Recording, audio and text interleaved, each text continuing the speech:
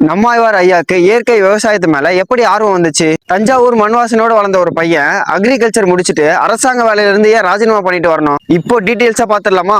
நம்மாழ்வார் ஐயா பத்தியும் விவசாயத்தை பத்தியும் அப்கமிங் டேஸ்ல நிறைய வீடியோஸ் நான் போஸ்ட் பண்ணலான்னு இருக்கேன். என்ன ஒரு ஃபாலோ மட்டும் பண்ணிக்கோங்க. தஞ்சாவூர் மாவட்டம் ஈலங்காடு கிராமத்துல பிறந்ததுனால சின்ன வயசுல இருந்து மாடுகளோடையும் இயற்கை விவசாயத்து மேலுமே ரொம்ப ஆர்வமா இருக்கிறாரு.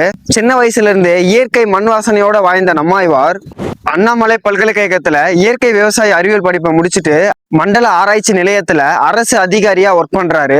அங்க நடந்த ஒரு ட்ரெண்டிங் பாயிண்ட் என்ன அப்படின்னா, ரசாயன உரங்களையும் நச்சு பூச்சிக்கொல்லி மருந்துமே மக்கள் கிட்ட கொடுக்கணும்னு அரசாங்க தரப்புல இருந்து நம்மாழ்வார் கிட்ட இருந்து பிரச்சாரம் பண்ண சொல்றாங்க. மண்ணையும் விவசாயத்தையும் கொள்ற இந்த ரசாயன உரங்களை விற்க நான் ஒருபோதும் துணையா இருக்க மாட்டேன்னு அரசாங்க வேலையை தூக்கி எரிஞ்சிட்டு இயற்கை விவசாயத்தை நம்பி வந்தவர் தான் நம்மாழ்வார் ஐயா. சொந்த லாபத்தை பார்க்காம தன் நாட்டுடைய மண் வளம் தான் முக்கியன்னு தன் வாழ்க்கையை அர்ப்பணிச்சவர் தான் நம்மாழ்வார் ஐயா. இவரை பத்தி நீங்க என்ன சொல்றீங்க அப்படின்றத மறக்காம கமெண்ட் செக்ஷன்ல சொல்லுங்க. இன்னமும் இயற்கை விவசாயத்தை காப்பாற்றணும்னு நினைக்கிற உங்க ஃப்ரெண்ட்ஸுக்கு இந்த வீடியோ ஷேர் பண்ணுங்க.